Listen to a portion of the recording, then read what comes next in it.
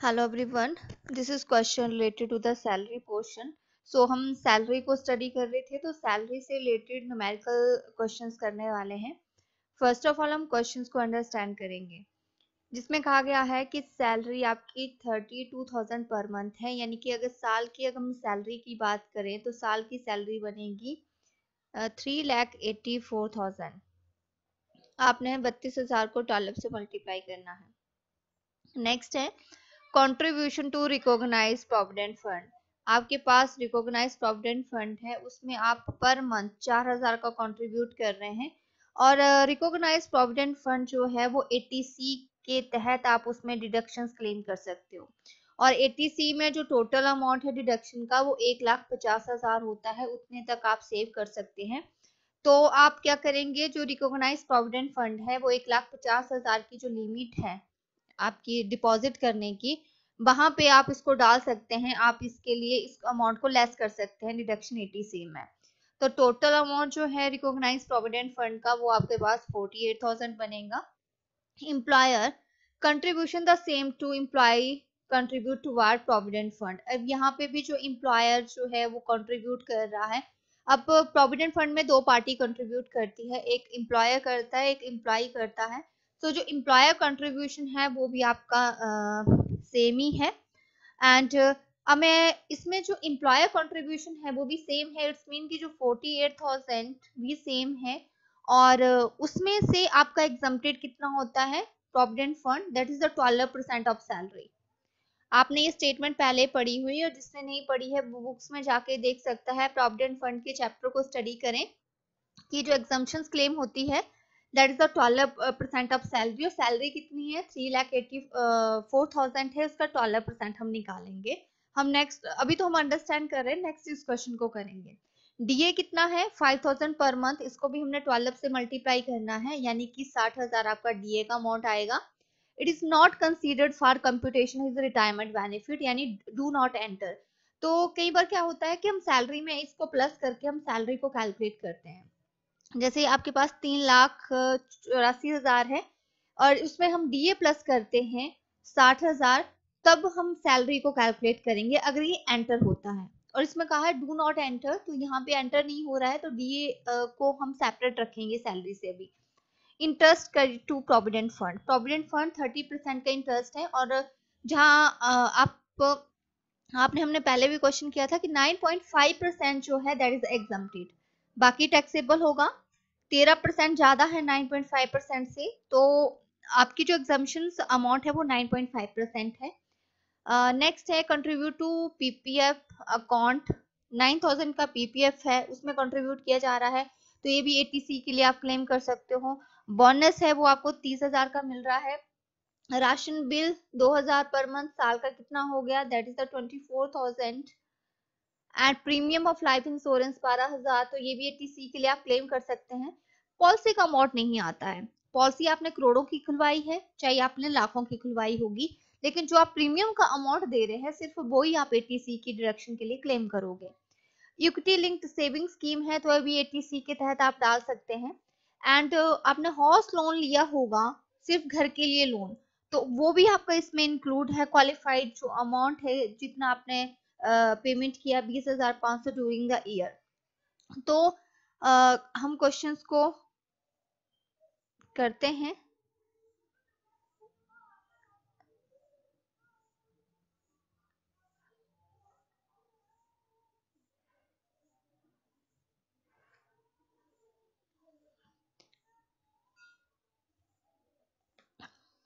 So question हम यहाँ पे राइट डाउन करेंगे। सबसे पहले हम ले रहे हैं सैलरी, और सैलरी हमारे पास कितनी निकली है, 3,84,000।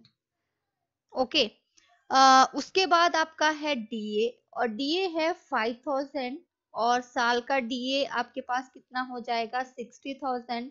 ये आपके पास डू नॉट एंटर है। एंड अब यहाँ पे आएगा एम्प्लॉयर कंट्रीब्यूशन। एम्प्लॉयर का कंट्रीब्यूशन जो है आपका रिकॉग्नाइज प्रोविडेंट फंड में वो था 4,000 पर मंथ, तो आपके पास कितना हो जाएगा, 48,000।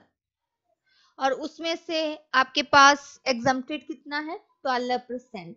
12% ऑफ सैलरी यानी कि 3,84,000 का 12%, तो 48,000 ये है, और उसका 12% आएगा 46,080।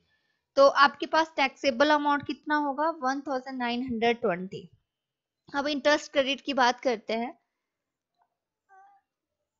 Interest credit to recognise provident fund कितना है 30% के हिसाब से। जो 13% के हिसाब से इंटरेस्ट है आपका 13,000 का, और माइनस आप करेंगे एग्जम्प्टेड कितना है, जो आपके पास एग्जम्प्टेड है 9.5%।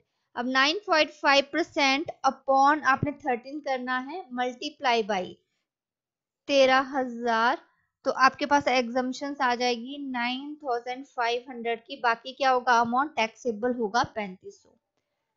ओके, अब उसके बाद जो है वो आपके पास क्या है, इसी को मैं आगे यहाँ पे लिख रही हूँ। राशन का बिल जो कितने का है 24,000 का। अब ये हमारे पास जो राशन, मैं राशन का बिल नीचे ही लिखती हूँ, क्योंकि फिर यहाँ पे हम ग्रॉस सैलरी टोटल कर देते हैं। यहाँ पे आपके पास राशन बिल जो आपके पास है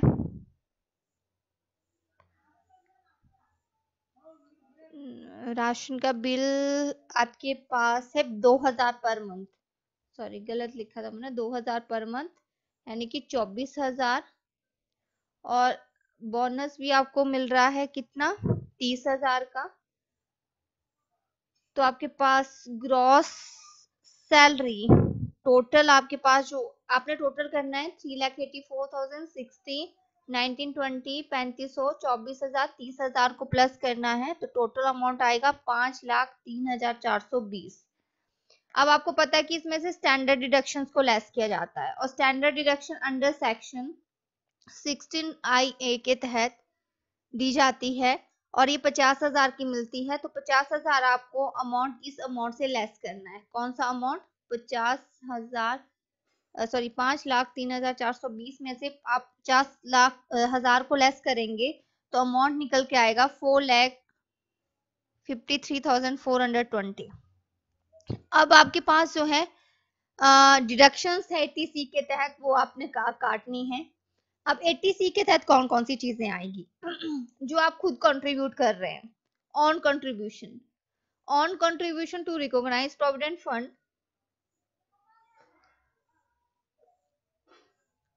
वो कितने का था, जो कंट्रीब्यूशन जो खुद का था वो 4,000 पर मंथ का था, और साल का कितना हो जाएगा 48,000। उसके बाद that is the amount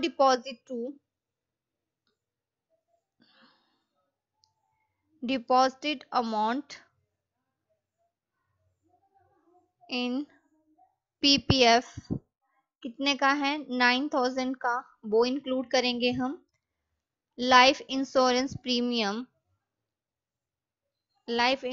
premium आप पे कर रहे हो 12,000 का। अगर आप किसी इक्विटी सेविंग स्कीम में पैसा जमा, इक्विटी लिंक्ड सेविंग स्कीम में पैसा जमा करवाते हो तो उसका अमाउंट भी इसमें आएगा, वो आपके पास 4800 है।